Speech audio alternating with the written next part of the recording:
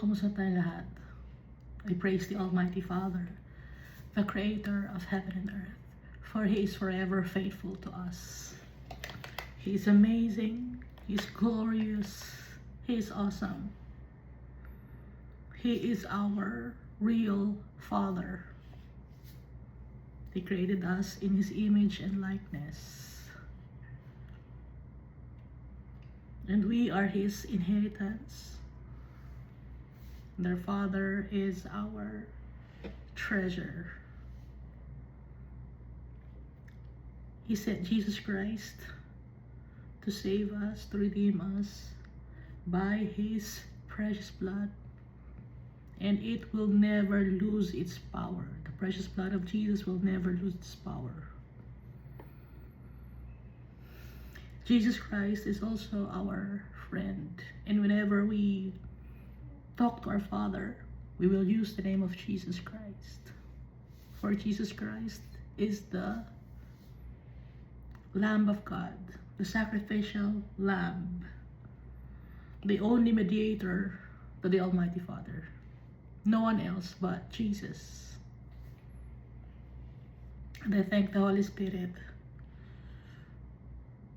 for He is always in our hearts. He is always guiding us, helping us make right decisions, giving us wisdom and knowledge and faith. So now we have a hope in the future because of Jesus Christ, because of the Holy Spirit, and because of our great Almighty God, Yahweh, Jehovah, El Shaddai.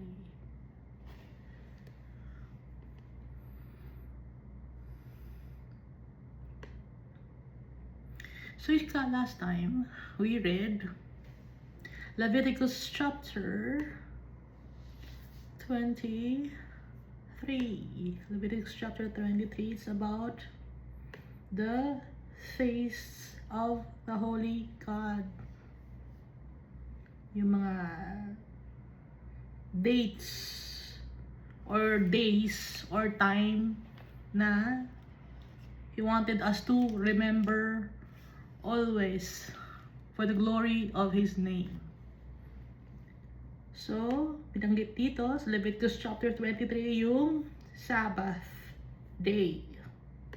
Ngayon, yung Sabbath day is not just Saturday, it's not just Sunday.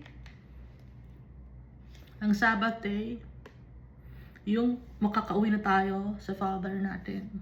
Lagi nating iisipin yung pag-uwi natin sa Father natin, yun ang Sabbath day, yun ang ating rest day. Kaya, from the first day of the week up to the 6th day of the week, we must obey our Father. For us to go back to our real home on the Sabbath day of our lives. And then, gusto rin ni Almighty Father na maalala ng mga tao ang the Passover and unleavened bread, to be celebrated yearly, no? Dito sa Old Covenant. Ngayon, ano na yung Passover and unleavened bread natin sa ngayon? Ang Passover natin ngayon, hindi lang every year, kundi every day aalahanin natin yung pagbigay ni Jesus Christ ng kanyang buhay para sa atin, to save us, to give us life. Because He's the bread of life, the unleavened bread, si Jesus Christ. So before, no? Or yung mga Jew, up to now, they celebrate Passover, April 12, sometimes sa April 2026, April 1 naman. Kasi ang first month, according to the Almighty Father, ay Nisan or Abib na pumapatak sa April or March to April, no? Hati. And then, yung Feast of First Fruits, ito naman yung pagpapasalamat kay Almighty Father. And then, every day, we must be grateful to our Father for His blessings. So, hindi lang to yearly natin isa-celebrate, but every day, we must remember all the things that our Father has taught us every day. Yung Sabbath day, yung Passover or unleavened bread, yung Feast of First Fruits, or the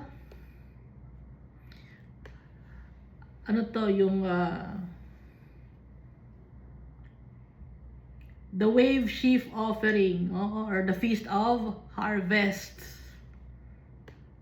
Every day, to be grateful, to be thankful for the blessings. Binabanggit din dito yung Feast of Weeks. Dapat din alalahanin. Feast of Weeks, kaya 50 days, kasi 7 times 7, that's 49. So, sa ika-50th day, no, yun ang Pentecost. Sa New Covenant, yun ang Pentecost. Kaya laging binabanggit yung Sabbath, 7 Sabbaths. Pinapaalala ni Almighty Father, pinapaintindi niya sa atin. Hindi man maintindihan ng mga tao.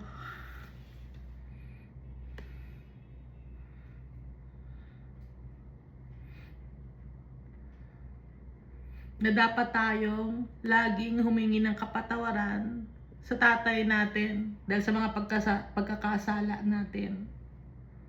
Lagi natin i-offer ang sarili natin sa tatay natin dahil there are times na nakakalimot tayo. Nahihila tayo ng mundo na to. Nakakapagsalita tayo ng masama, nakakagawa tayo ng mali. Nakakapag-decide tayo ng wickedness. Pero dahil kay Jesus Christ, alalahanin natin, hingi tayo ng kapatawaran, at mapapatawad na tayo ng tatay natin because of Jesus Christ. Ngayon yung Feast of Trumpets naman, ito naman yung Yom HaTeruah. Bakit pinapa-celebrate ni Almighty Father ang Feast of Trumpets?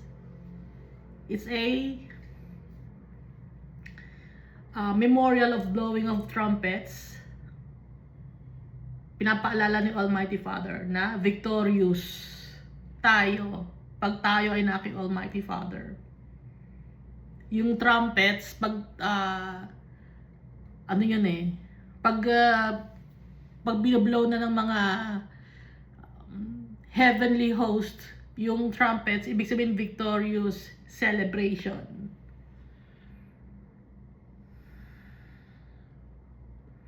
So laging binabanggit, no, na pag may mga celebration, you shall do no customary work. Dahil ang totoong trabaho para kay Almighty Father is to worship Him, to offer ourselves to Him, to obey His commands.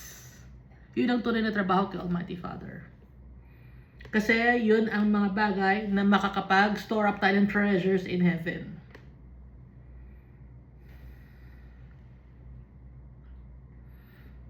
Ito naman the Day of Atonement, hihingi ng kapatawaran kay Almighty Father to be remorseful of our iniquities. Hindi na to basta aalalahanin, kundi yung mga itinuturo ng mga days of ng mga feast na to, dapat isa sa buhay natin araw-araw.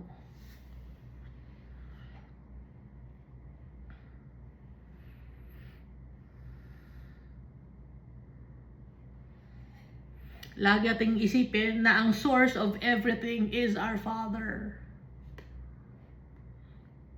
So sa ngayon, so in the Old Covenant, it's yearly.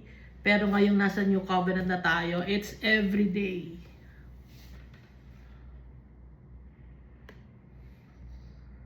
And then yung Feast of Tabernacles naman, aalalahanin natin, we are just sojourners of this world. We are not of this world. We are just passing through in this world. No? Feast of Booths or Sukkot.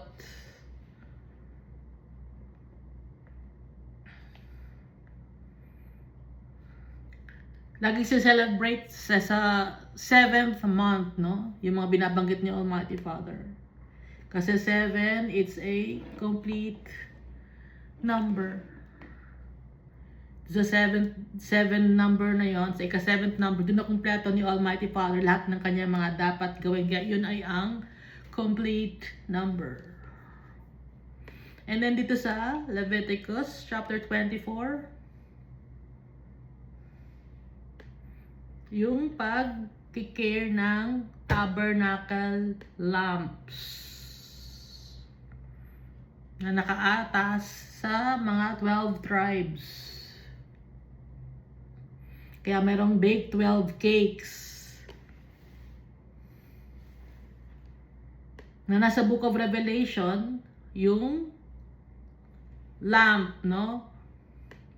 Na dapat laging mayroong apoy.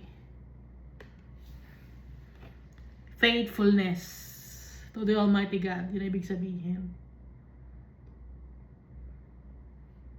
And then meron dito nagkasala na isang Egyptian, half Israelite. He mocked the name of the Almighty God. Kaya pinarusahan siya. Kung sinong magkakasala, yun ang tatanggap ng kaparusahan. Siya ang guilty kung sino ang nagkasala. So, kung sino man ang nagba-blaspheme sa name ni Almighty Father, yun ay papatayan. Ngayon, maraming tao ang nagba-blaspheme or they mock the name of the Holy Father and Jesus Christ and the Holy Spirit. May chance pa sila to ask for forgiveness because of Jesus Christ. At kung gumagawa tayo ng kasalanan, we are also mocking our Father. We are blaspheming His holy name. Pag gumagawa tayo ng kasalanan, ng mga panloloko, pang-scam, pagsisinungaling, binablaspheme natin ang pangalan ni Almighty Father kasi yung mga pinag-uutos niya, hindi natin sinusunod. Hindi lang to yung ginagamit ang pangalan ni Almighty Father, kundi pa nagkakasala tayo.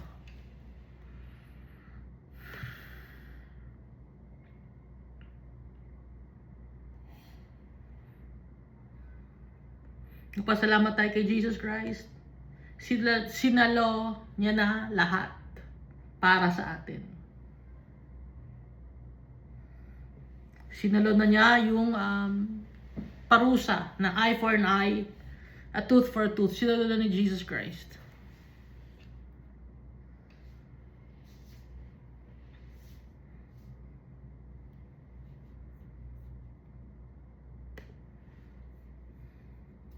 Kaya hindi natin pang kailangan magpatay ng animals.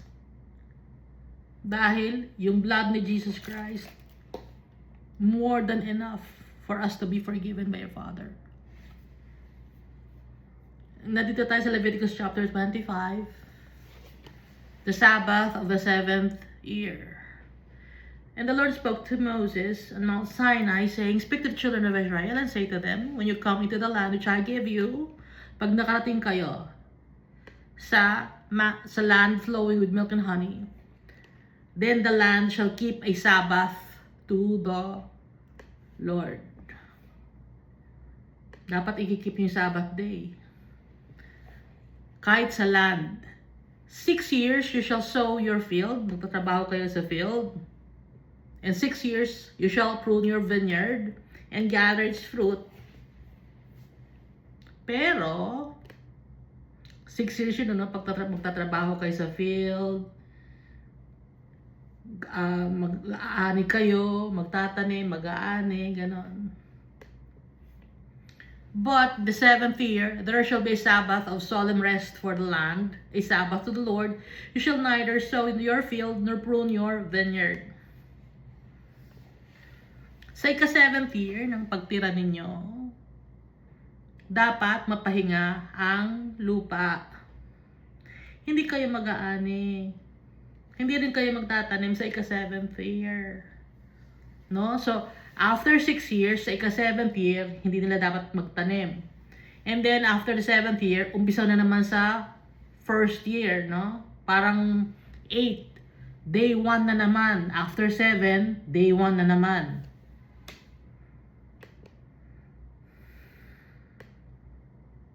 Or after 7 years, first year naman, no? Bumabalik sa 1 after ng 7.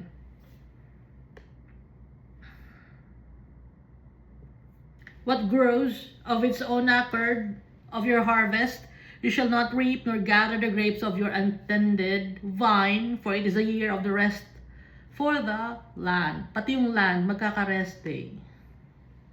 And the Sabbath produce of the land shall be food for you, for your male and female servants, your hired man, and a stranger who dwells with you.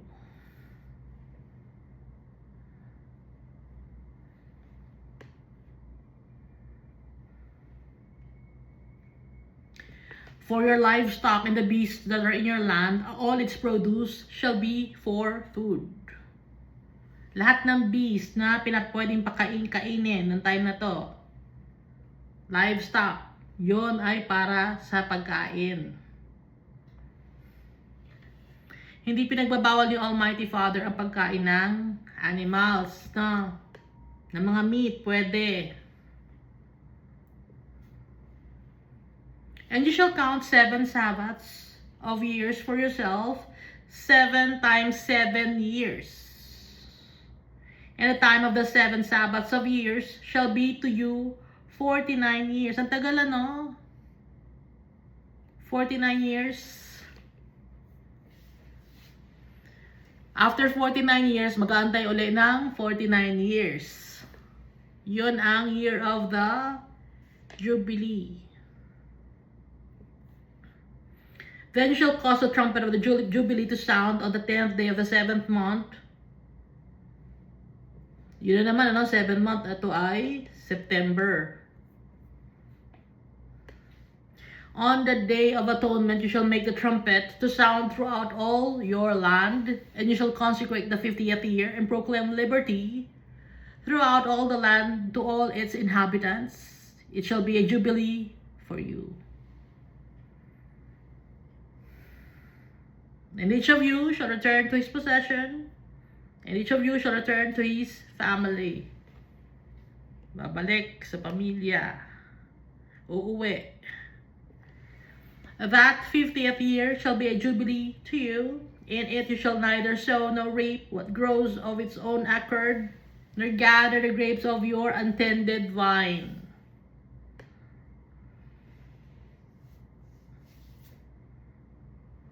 For it is the Jubilee, it shall be holy to you. You shall eat its produce from the field.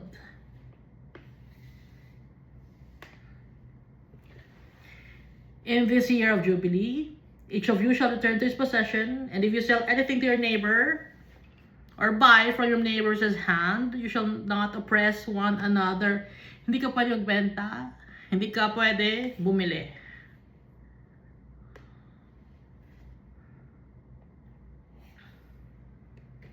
According to the number of years after the Jubilee, you shall buy from your neighbor, and according to the number of years of crops, he shall sell to you.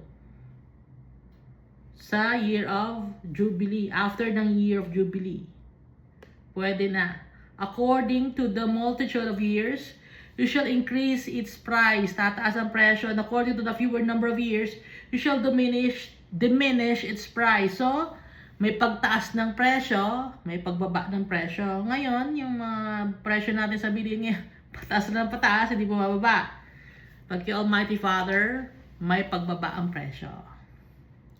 For he sells to you according to the number of the years of the crops.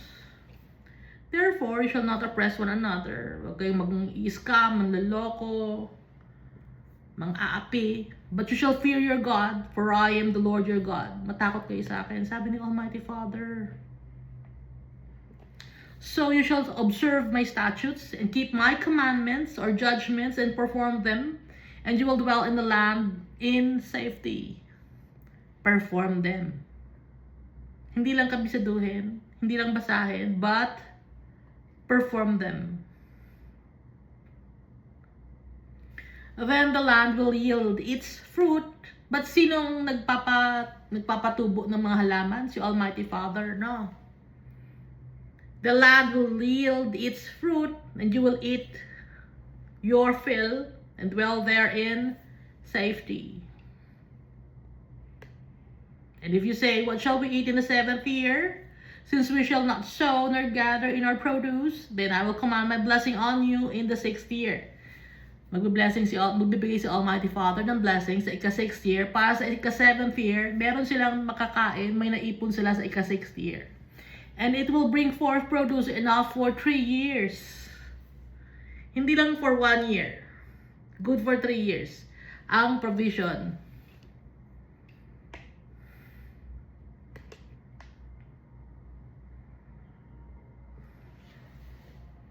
And you shall sow in the 8th year, and eat old produce until the 9th year. Until its produce comes in, you shall eat of the old harvest. Dito naman tayo sa verse 23. The land shall not be sold permanently, for the land is mine. Sabi ni Almighty Father. Pag nagbebenta ng lupa, hindi yung permanente niyong ibebenta kasi akin ang lupa. Ako ang nag-create ng lupa. Ito sabi ni Almighty Father. For you are strangers and sojourners with me. Stranger lang kayo sa lupa na to. Inilagay ko lang kayo sa lupa. Hindi yan forever na sa inyo yung lupa. Ibig sabihin ni Almighty Father. Verse 24.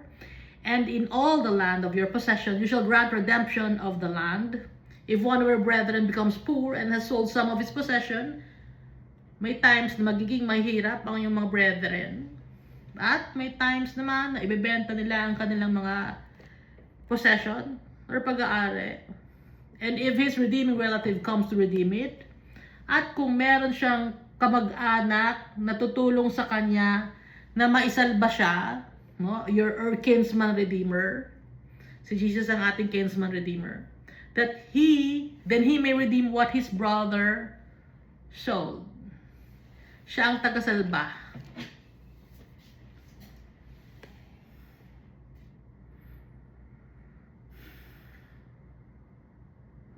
Or if the man has no one to redeem it, but he himself becomes able to redeem it, pero kung walang magre-redeem, pero dumating ang time na pwede niya niyang i-redeem, then let him count the years since its sale, and restore the remainder to the man to whom he sold it, that he may return to his possession, para maibalik sa kanya. No? Pinapahiram lang. O ito muna sa'yo, yung land ko, o kaya ko nang bawiin, akin na yung land ko, ito na yung bayad.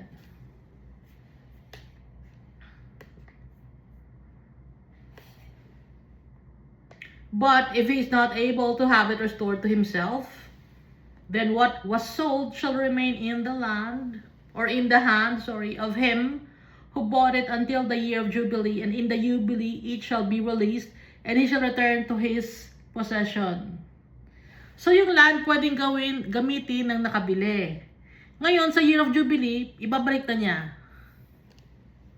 Ganun ang si Almighty Father. O ibalik mo rin sa may-ari. Sa year of Jubilee. Pero matagal naman niya magagamit yung land, no? 49 years kasi yung year of Jubilee. Verse 29. If a man sells a house in a walled city, then he may redeem it within a year after it is sold. Within a full year, he may redeem it. But if it's not redeemed within the space of a full year, that the house in the walled city shall belong permanently to him who bought it. Binagbibigay si Almighty Father ng mga statutes, ordinances, para walang gulo. Dahil hindi maiiwasan na magkaroon ng mga poor people and rich people. Talagang sa society, merong hindi equal. Inaalaw ni Almighty Father yon. It's a test. Throughout his generations, it shall not be released in the Jubilee.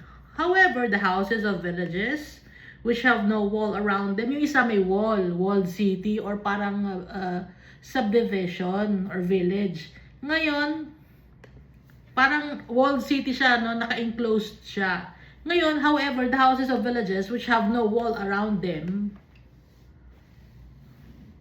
so hindi to parang subdivision, shall be counted as the fields of the country. They may be redeemed, and they shall be released in the Jubilee. Nevertheless, the cities of the Levites, the houses of in the cities of their possession, the Levites may redeem anytime. Iba ang mga Levites. They've been set apart because they're the priest of the Almighty God. And if a man purchases a house from the Levites, then the house that was sold in the city of his possession shall be released in the Jubilee, for the houses in the cities of the Levites are their possession among the children of Israel. Sa year of Jubilee, i-release. 49 years. Utos the Almighty Father. But the field of the common land of their cities may not be sold, for it is their perpetual possession. Common land. Iba naman yung common land. Iba naman yung outside the village. Iba naman yung nasa village or walled city. Ito yung i-apply ng mga tao, ng mga Israelites, pag nakarating na sila sa land flowing with milk and honey. Pag nakarating na sila sa kanilang inheritance, sa land flowing with milk and honey sa Israel. Ito yung ordinance ni Almighty Father. So si Almighty Father, advance siya mag-isip, no? Siyempre, inaayos na niya lahat. Planado. Ang galing ni Almighty Father. Planado na niya. Verse 35, if one of your brethren becomes poor and falls into poverty among you, then you shall help him like a stranger or a sojourner, that he may live with you. Brethren mo, naghirap, tutulungan mo. Huwag mong apihin. Huwag kang magsaya. Uy, naghirap si brother, naghirap si... Tulungan mo. Turo ni Almighty Father.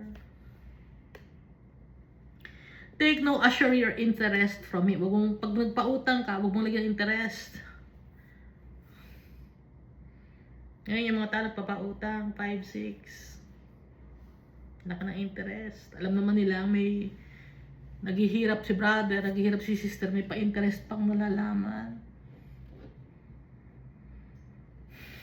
Ginagawang negosyo, naghihirap na nga eh.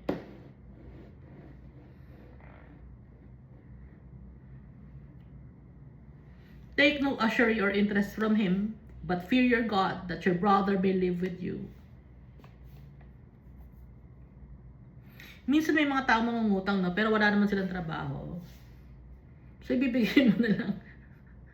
Kasi wala silang trabaho. Paano mangungutang yun? Pwede makautang. O, anong papabayad mo? Wala naman ikaw trabaho. So, magbigay ka na lang kahit na yung makakain sila, ganon. Kung kaya mo lang, ano.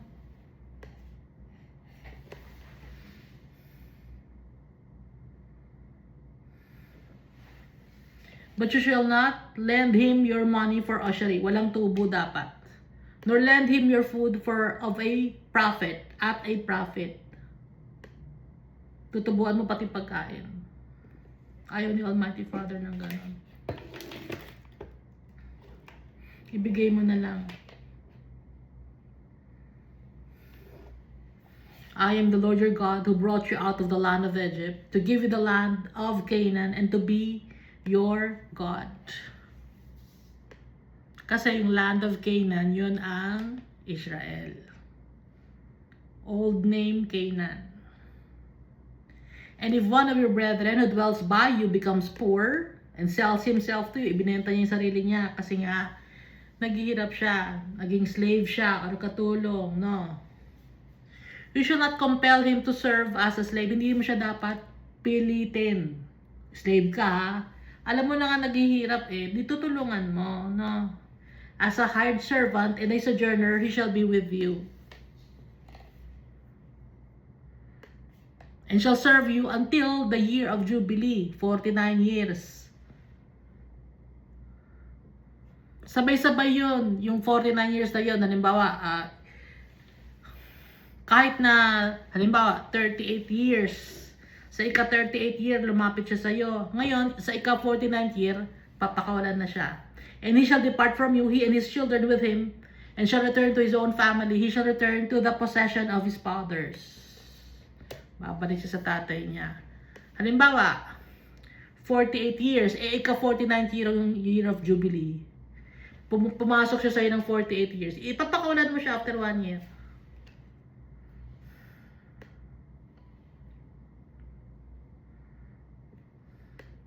For they are my servants, whom I brought out of the land of Egypt. They shall not be sold as slaves. You shall not rule over him with rigor, but you shall fear your God. Hindi ka dapat maging strict. Matakot ka sa Diyos. And as for your female and male slaves, whom you may have from the nations that are around you, from them you may buy male and female slaves. Pero pag brethren mo, hindi pwede. Pero kung from outside your nation, sabi ni Almighty Father, pwede ka kumuha ng male and female slaves. Moreover, you may buy the children of the strangers who dwell among you and their families who are with you, which they beget in your land, and they shall become your property. Yung mga children of the strangers na nakatira sa inyo, na pinanganak sa lupain ninyo, magiging sa inyo sila. And you may take them as an inheritance for your children after you to inherit them as a possession. Pwede mo siyang manahin ng mga anak. They shall be your permanent slaves, but regarding your brethren, the children of Israel, you shall not rule over one another with rigor. Pero, ibang lahi. Pero pag Israelite, kalahi nila, hindi pwede.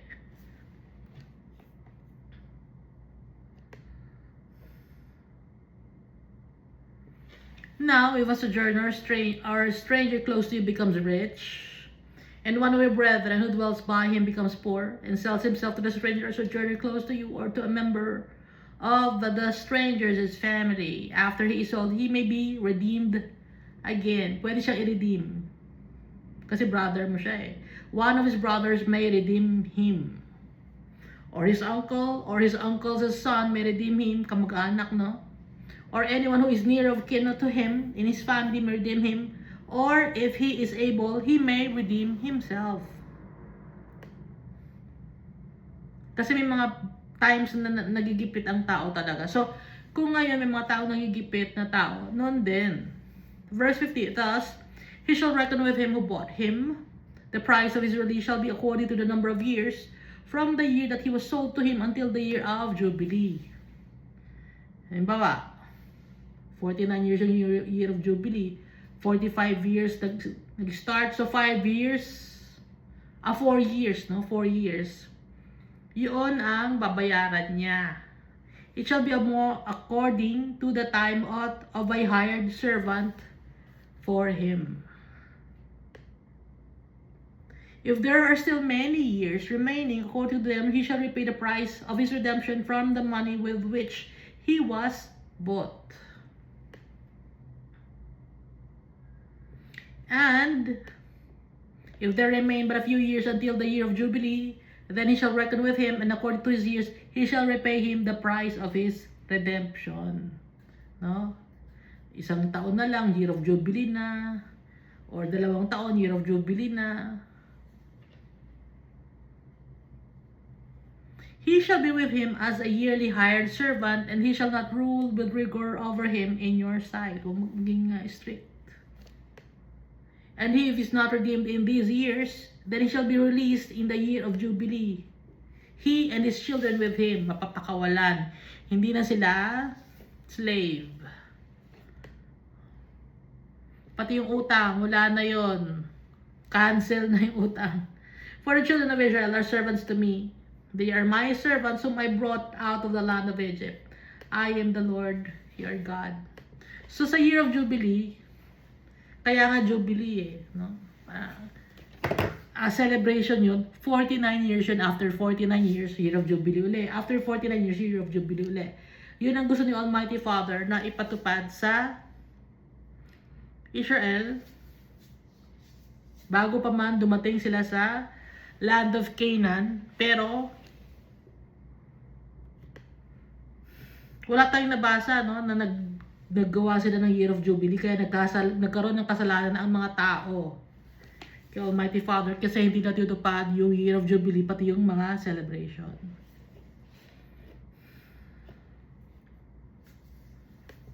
So ngayon, iba na ang celebration natin. Every day, hingi tayo ng kapatawaran kay Almighty Father. Every day we will worship Him. Every day we'll be grateful to Him. And we will use the name of Jesus Christ. Thank you, and God loves us all so much.